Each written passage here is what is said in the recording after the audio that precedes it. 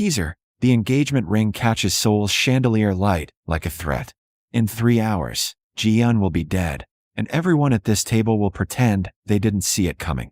Everyone except the woman refilling water glasses, the one person who knows the truth written on that folded note sliding across mahogany toward the man with murder in his eyes. 2 weeks earlier, the crystal shatters before Naomi even enters the private dining room. I said Perrier, not Pellegrino. The woman's voice is sugar over acid. Do I need to speak slower? Naomi adjusts her grip on the tray, her uniform scratching against her shoulders. For months working at Sando Grand Hotel, and she's learned the secret language of Seoul's elite. When they smile, they're calculating. When they're polite, they're dangerous. When they scream about sparkling water, they're terrified. And this woman, Ji-yeon Park, fiancée of Kang Jae-won, heir to the Kang crime family, is absolutely terrified. My apologies. Naomi sets down the correct bottle, keeping her eyes lowered. The hotel trained her well. Be invisible, be efficient, be forgotten. But as she pours, she notices Ji-yeon's hand trembling. The expensive manicure barely hides bitten nails. The Dior makeup can't quite cover the hollowness in her eyes. Are you staring at me? Ji-yeon snaps. No, miss. I apologize. Ji-yeon's expression shifts. Something flickers there, quick as a bird's wing. Recognition? No, assessment. Like she's measuring Naomi's trustworthiness in a glance. What's her name? Naomi, miss. You're American? Yes, miss. She doesn't add. Working 3 jobs to send money home. Living in a room the size of this woman's closet. Wondering if Atlanta was really worse than this. Ji-yeon's phone buzzes. She glances at it and goes absolutely white. Leave. Now.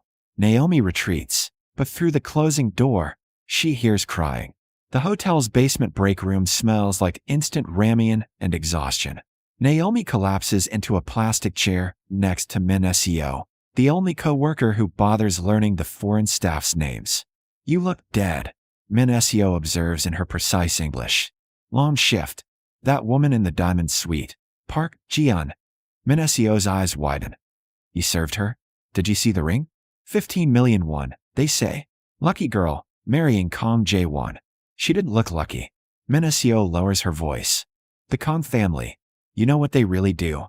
Hotels, right? Real estate. On paper. Min Seo glances around. But everyone knows. The grandfather built an empire on protection, money, and weapons. Jae-won is different. They say. Went to Oxford. Wants to legitimize everything.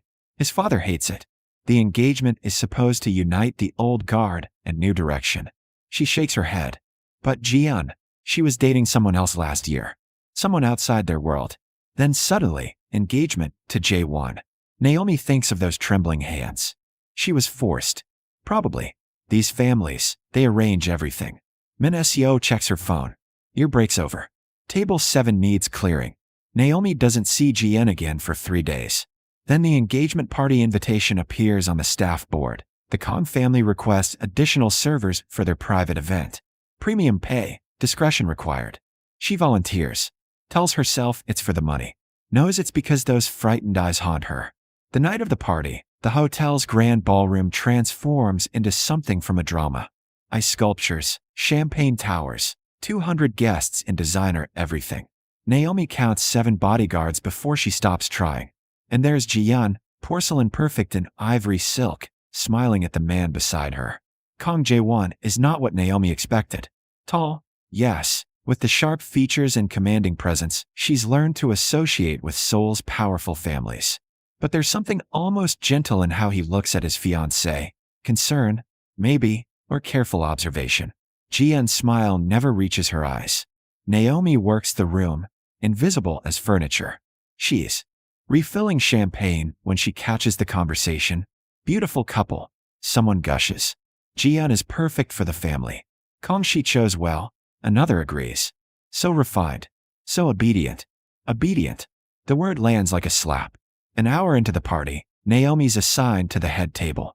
Jae-won sits with his father, a man whose expensive suit can't hide the brutality in his eyes, and several underbosses. Ji-yeon perches beside Jae-won, barely touching her food. That's when Naomi sees it. Ji-yeon's hand moves beneath the table. Subtle, practiced. She's holding something, a note, folded tight. Her eyes scan the room, desperate, and land on a man near the bar. Yum, expensive watch, anxious posture. The note slides across her lap, drops to the floor. Ji-yeon's heel pushes it toward the table's edge. Naomi moves to clear plates. The note is right there, white against dark carpet. She should leave it. Should mind her business. Should remember that in this world, curiosity gets you killed. She picks it up with the dropped napkins. In the service corridor, hands shaking, she unfolds it. Help me. He'll kill me after the wedding. Table 9, gray suit. Please. Naomi's heart stops. Table 9. The man Ji-yeon glanced at. She moves back into the ballroom, scanning. There, gray suit, mid-30s, can't stop watching Ji-yeon with naked longing. And watching him, from the shadows near the kitchen entrance, is another man. Older, scarred, cold-eyed. One of the underbosses. They know. Ji-yeon's fiancé's family knows about this man, and they're waiting. The party continues around her, all champagne and congratulations. But Naomi sees the truth now. This isn't a celebration. It's a countdown. She looks at the note in her hand. Looks at Ji-yeon, trapped in silk, and smiles. Looks at the man in the gray suit, hours from death and completely unaware. Every instinct screams, walk away. Not your problem. Survive. But Naomi thinks of Atlanta, of the people who could have helped and didn't, of every time she wished someone had cared enough to intervene. She tucks the note into her apron and makes a decision that will either save 3 lives or end hers. The man in the gray suit is named Cho Min-ho, according to his dropped credit card receipt. Naomi memorizes it while clearing his table. Up close, she sees the desperation. He's sweating through expensive fabric, phone buzzing constantly, ignored. She needs information, needs to understand the shape of this trap before she steps into it. Min-seo. Naomi catches her co-worker near the service elevator. The engagement, was it sudden? Very. What? Just curious. Min-seo glances around, drops her voice. There were rumors. Ji-yeon was seeing someone her family didn't approve. Lowborn, they said. Wrong connections. Then her father died.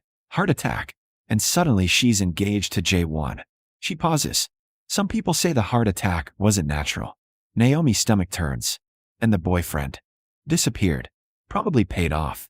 Min-seo studies her. Naomi, why are you asking? No reason. But Min-seo's eyes narrow. Whatever you're thinking, don't. These families, they don't leave witnesses. Back in the ballroom, Jae-won is making a speech. His voice is cultured, educated, smooth as the champagne flowing freely. He talks about new beginnings, about honoring tradition while embracing progress. His hand rests on Ji-yeon's shoulder, possessive or protective, impossible to tell. Ji-yeon stares at nothing, a beautiful shell. Naomi moves to her duties on autopilot, mind racing. The note said after the wedding, 2 weeks away, and he'll kill me. Who? Jae-won. His father? The family? She's clearing dessert plates when it happens. Min-ho stands, walks toward Ji-yeon with the desperate determination of someone whose decided death is preferable to cowardice. 3 steps. 5. He's going to speak to her, going to cause a scene, going to trigger whatever violent contingency the Kangs have planned. The scarred underboss moves from the shadows. Naomi doesn't think, doesn't plan, just steps directly into Min-ho's path with a full tray of champagne flutes. The collision is spectacular. Glass explodes. Champagne arcs. Min-ho stumbles backward, soaked and shocked. The ballroom freezes. I'm so sorry. Naomi's apology is loud, mortified, drawing every eye. Sir, I'm so sorry. Let me help. Security appears. Hotel management rushes over. In the chaos, the scarred man retreats. Min-ho was escorted out to get cleaned up. Crisis averted. Almost. Naomi feels the gaze before she sees him. Turns. Kang Jae-won is staring at her with an expression she can't read. And behind him, his father whispers something that makes Jae-won's jaw tighten. She's been noticed. Not as furniture anymore. As a problem. The hotel manager is furious. Clumsy. Unacceptable. You're suspended. It was an accident. The voice cuts through the anger like a blade. Everyone turns. Jae-won stands 3 feet away, and up close, Naomi sees the intelligence behind the polished exterior. This is not a man who misses details. These things happen. He continues smoothly. No harm done. His eyes lock on Naomi. You're all right? Not injured. I'm fine, sir. I apologize, no need. He glances at the manager. She keeps her job. Consider it handled. He walks away. The manager deflates. Naomi's co-workers stare. And Ji-yeon, across the room, looks at Naomi with something new in her expression. Hope. After midnight, after the guests leave and the ballroom empties, Naomi finds an envelope in her locker. Inside, 50,000 won and a business card. Black cardstock, silver lettering. Kong Jae-won, CEO, Kong Enterprises. A phone number written in pen on the back. And a note in careful English. I know what you did. We should talk. Tomorrow, 2 p.m., the address below. Come alone. Naomi's hands shake. This is how they do it, probably. The polite invitation before the disappearance. But if she doesn't go, Min-ho is dead. Ji-yeon is dead. And Naomi will spend the rest of her life wondering if her cowardice killed them. The address leads to a cafe in Gangnam, expensive and private. Naomi arrives 15 minutes early, maps 3 exits, keeps her phone recording in her pocket. Jae-won is already there, alone, in casual clothes that probably cost more than her monthly rent. He stands when she approaches, polite, almost old-fashioned. Thank you for coming. His English is perfect, British accented. Sit. Please. Naomi sits. Says nothing. The note, he says quietly. You have it. Not a question. She considers lying. But something in his eyes, not anger, more like exhaustion, stops her. Yes. May I see it? She slides it across the table. He reads it, and his expression doesn't change, but his knuckles whiten against the paper. How much do you want? His voice is flat. To forget this. To stay silent. I don't want money. Now he looks surprised. Then what? I want to know if it's true. If you're planning to kill her after the wedding. Silence stretches. Outside, Seoul's traffic hums. Inside, Naomi can hear her own heartbeat. No, Jae-won finally says. I'm not. But my father is. The admission hangs between them. Ji-yeon was in love. He continues, staring at the note. With Cho Min-ho. My family considered him unsuitable. No connections, no use. They threatened him. When that didn't work, they killed Ji-yeon's father and forced the engagement. Standard practice. His mouth twists bitterly. I agreed because I thought I could protect her. Marry her, move her into my home, keep her safe from my family's reach. And after the wedding, my father has other plans. Ji-yeon knows family secrets. She was her father's confidant. Once she's legally bound to us, once we've secured her family's territory, she becomes a liability. He meets Naomi's eyes. The honeymoon is scheduled in Jeju. I suspect we won't both return. You're telling me this why? Because you intervened tonight. You saw Min-ho about to approach her. You stopped it. He leans forward. You're either very brave or very stupid, and I need to know which. Maybe both. The corner of his mouth lifts, not quite a smile. Ji-yeon asked for help. She chose to trust a stranger over everyone in that room, including me. That makes you either the best choice or the worst. He pushes an envelope across the table. 20 million won. A plane ticket to anywhere. You disappear, forget this, survive. Naomi doesn't touch it. And Ji-yeon. I'll handle it. How? You don't want those details. Yes, I do. Naomi's voice is steel. Because if I walk away and she dies, I'm complicit. So tell me, how exactly do you plan to save your fiancée from your own family? Jae-won studies her for a long moment.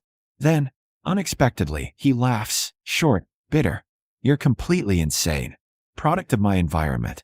I like you. He's not joking. Which makes this worse, because what I'm about to propose will probably get you killed. The wedding needs to explode, Jae-won says. Publicly. Spectacularly. In a way that leaves my father no option but to cut ties with Ji-yeon's family. Naomi stares. You want me to ruin your wedding. I want you to help me save Ji-yeon's life. He pulls out a tablet, shows her photos. My father's consolidating power. The marriage unites our territory with the parks. But if Ji-yeon is exposed as unstable, unsuitable, a liability, he'll cancel everything to save face. You want to destroy her reputation. I want to set her free. His voice is fierce. She goes home disgraced. My father ends the engagement. I look like the victim. And Ji-yeon gets to disappear with Min-ho. Somewhere my family's reach can't find them. And you? I survive. Find another political marriage eventually. Play the dutiful son. His expression hardens. I've made peace with my prison. But Ji-yeon doesn't deserve hers. Naomi processes this. What do you need from me? Access. You work the wedding. You're invisible to my family. I need someone on the inside. Someone they won't suspect, to help create the scene we need. What kind of scene? Jae-won tells her. With each detail, Naomi's eyes widen. That's insane, she whispers. Yes. It'll never work. Probably not. He meets her gaze. But it's the only chance she has. Are you it? Naomi thinks of Atlanta. Of watching her mother work 3 jobs while her father's family pretended she didn't exist. Of learning early that the world sorts people into those who matter and those who don't. And if you're black, foreign, working class, you're already sorted. But she also thinks of that note. Help me. Sometimes you're the only person who can. I'm in. The next 10 days are surgical planning. Jae-won provides details of the wedding setup, security positions, guest lists.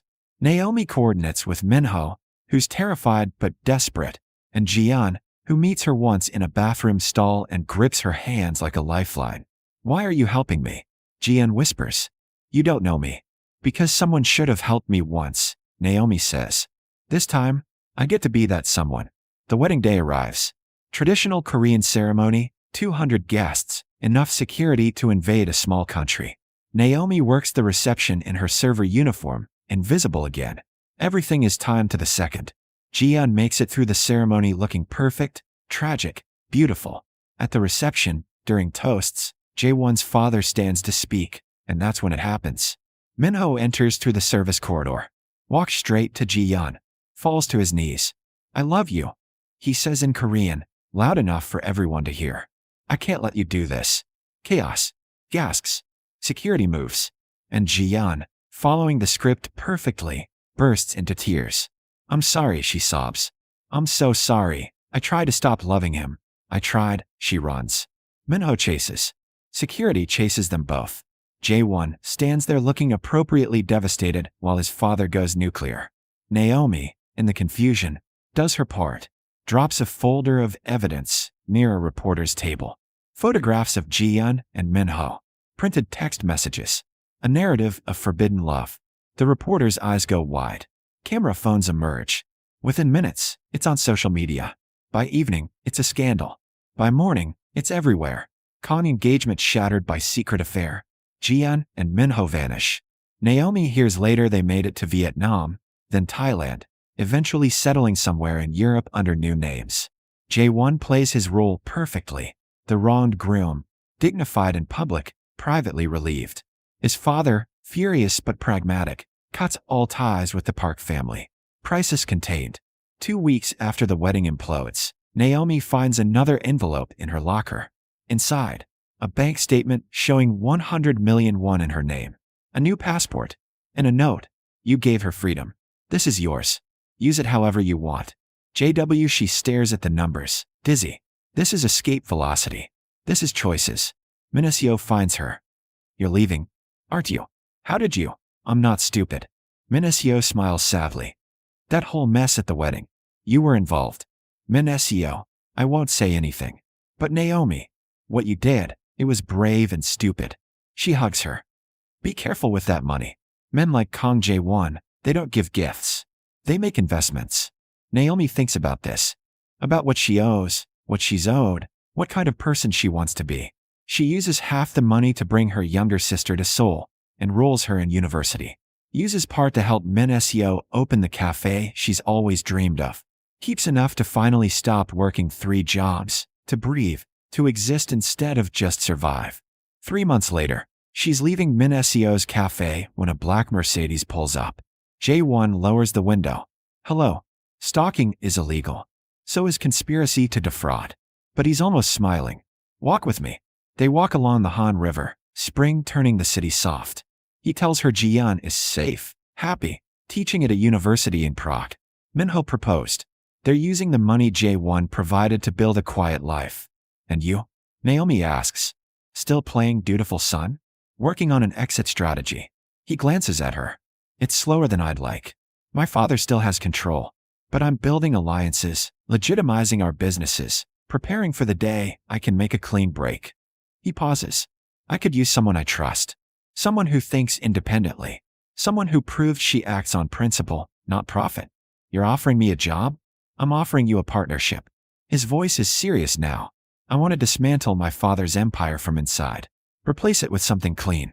It'll take years and it's dangerous, but he stops walking, turns to face her. That night you picked up Jian's note. You chose to help someone you didn't know at great risk to yourself. That's rare. That's valuable. Naomi studies this man, this heir to violence, trying to become something better. Why do you trust me? Because you had every reason to sell that note to the highest bidder, and instead you saved 2 lives. He holds out his hand. I need someone who makes those choices working with me, not against me.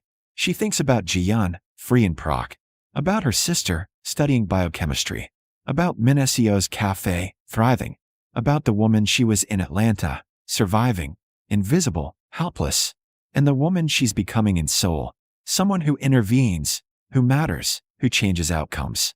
This goes badly. We both end up dead, she says. Probably. Your father will target me specifically. Almost certainly. I'm going to need better pay than you're imagining.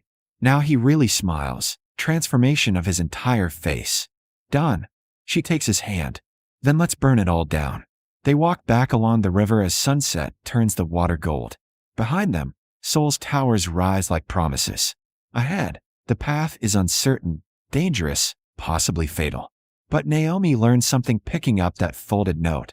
The difference between being invisible and being unseen. Between surviving and living. Between watching the world happen and shaping it. She chose to be seen, to act, to help. And sometimes, that choice remakes everything.